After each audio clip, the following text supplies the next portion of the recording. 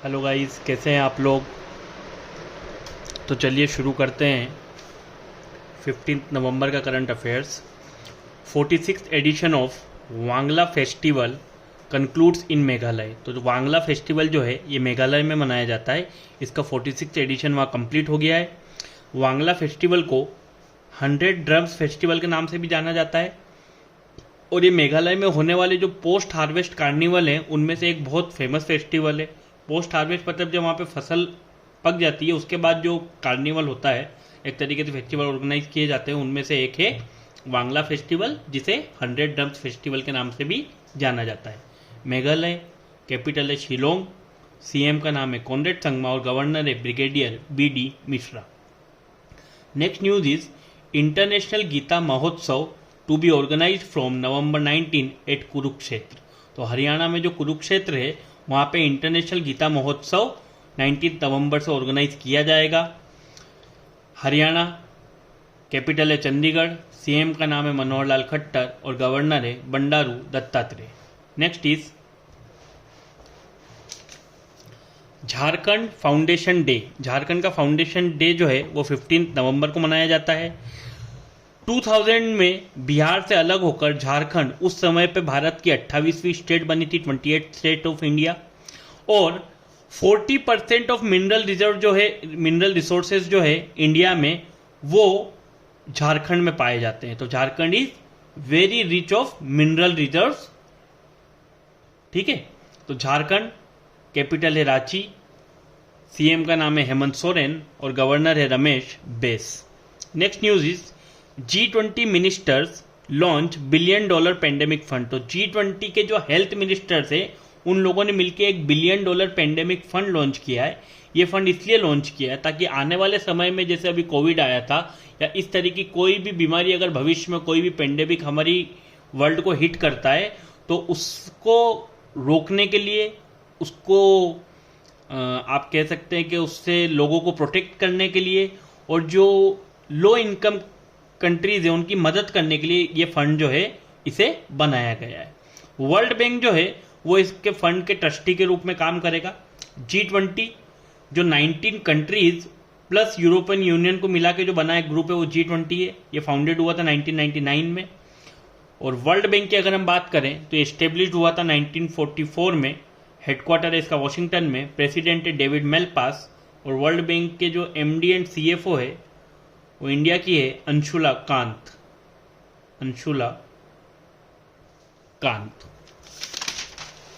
Next news is climate disaster aid scheme global shield launched at COP27। तो United Nation conference of parties 27, जिसे climate summit भी बोला जाता है, जो शर्म अल शेख इजिप्ट में हो रही है, वहां पे climate disaster aid scheme launch की गई है जिसे नाम दिया गया है ग्लोबल शील्ड। इसके अकॉर्डिंग अगर कोई भी कंट्री पे किसी भी तरीके का कोई नेचुरल डिजास्टर वगैरह आता है तो उसमें उनकी मदद की जाएगी। तो पाकिस्तान, घाना और बांग्लादेश ये पहले फर्स्ट 3 रिसिपिएंट्स बनेंगे जिन्हें इस इनिशिएटिव के थ्रू फंडिंग की जाएगी। अब यूनाइटेड नेशन की अगर बात करें तो ये एस्टेब्लिश हुआ था 24 अक्टूबर 1945 को। 24 अक्टूबर को यूनाइटेड नेशन डे के रूप में भी मनाया जाता है। इसका जो हेडक्वार्टर है वो है न्यूयॉर्क में और इसके सेक्रेटरी जनरल का नाम है Antonio Guterres. Next is Mercedes George Russell wins the 2022 Brazilian F1 Grand Prix. तो ब्राजीलियन F1 ग्रैंड पिक जो 2022 की है उसे मर्सिडीज के जॉर्ज रसेल ने जीता है और ये इस सीजन में मर्सिडीज की पहली जीत है। Next is retail inflation eases to 6.77% in October. तो रिटेल इन्फ्लेशन भी कम हुआ है, वो 6.77% हो गया अक्टूबर में।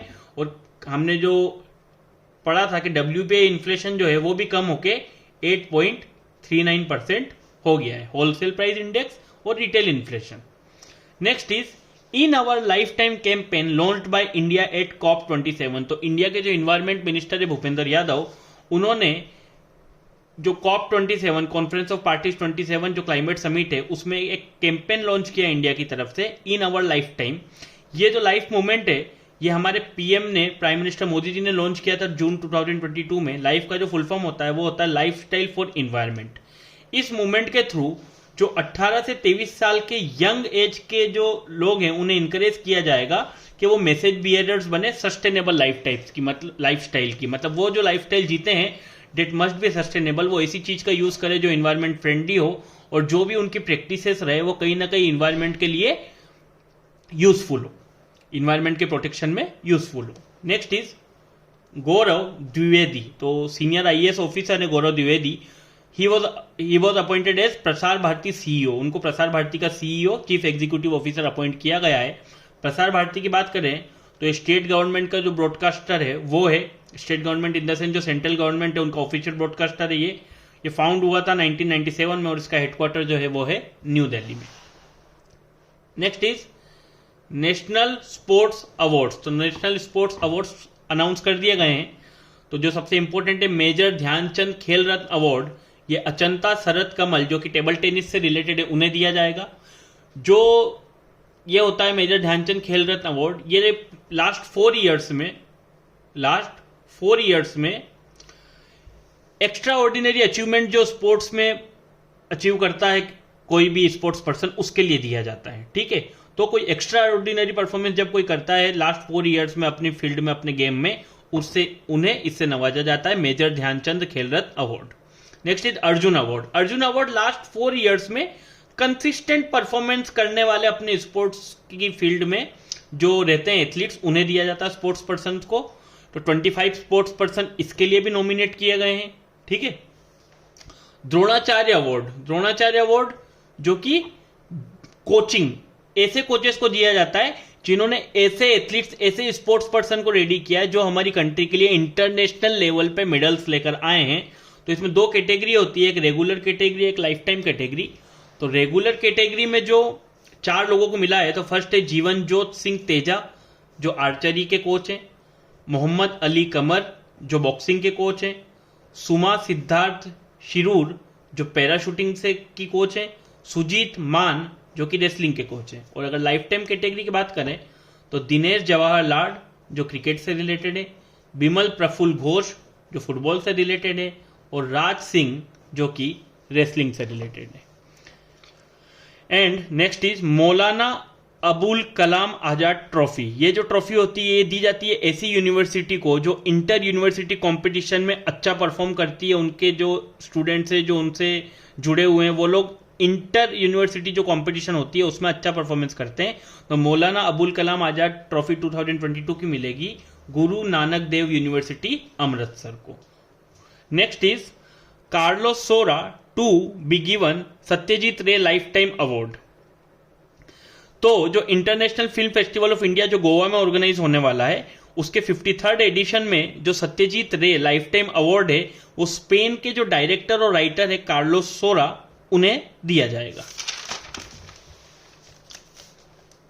Next is India to conduct 3rd edition of coastal defence exercise sea vigil. जो हमारी कोस्टल डिफेंस एक एक्सरसाइज होती है जो इंडियन नेवी और इंडियन कोस्ट गार्ड मिलकर कंडक्ट करते हैं, सी विजिल जिसका नाम है, उसका 3rd एडिशन ऑर्गेनाइज किया जाएगा आने वाले समय में इंडियन नेवी का किसके साथ मिलकर, इंडियन कोस्ट गार्ड के साथ मिलकर। तो ये जो हमारी सी बाउंड्रीज होती है उन्हें प्रोटेक्ट करने का जो काम करती है वो इंडियन नेवी और इंडियन कोस्ट गार्ड करते हैं। तो दोनों मिलकर एक 3rd एडिशन जो कोस्टल डिफेंस एक्सरसाइज होती है सी विजिल उसको कंडक्ट करेंगे।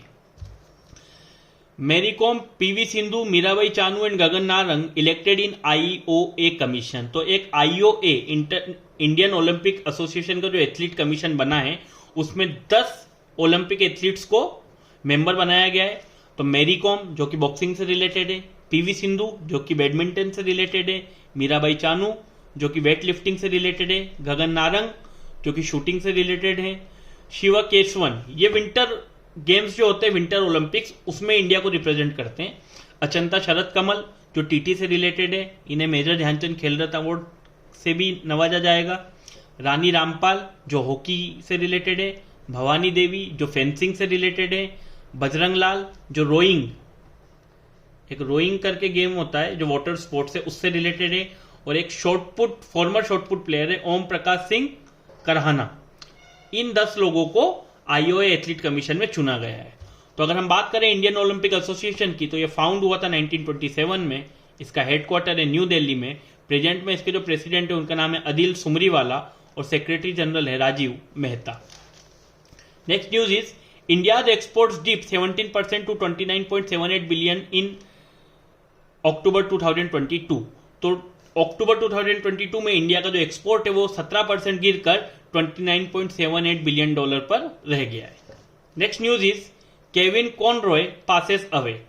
तो ये एक वॉइस आर्टिस्ट थे, वॉइस एक्टर थे, जो कि बैटमैन जो मूवी थी उसमें बैटमैन और ब्रूस वेन को जो आवाज दी थी, जो बैटमैन का एक कैरेक्टर था, तो उनको जो आवाज दी थी वो इन्होंने ही दी थी, केविन कॉनरॉय को, तो इनकी डेथ हो गई।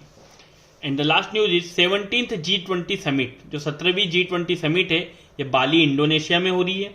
इसकी जो थीम है वो है रिकवर टुगेदर रिकवर स्ट्रोंगर, और जो अगली 18th G20 समिट होगी वो होगी न्यू दिल्ली में इंडिया में 2023 में।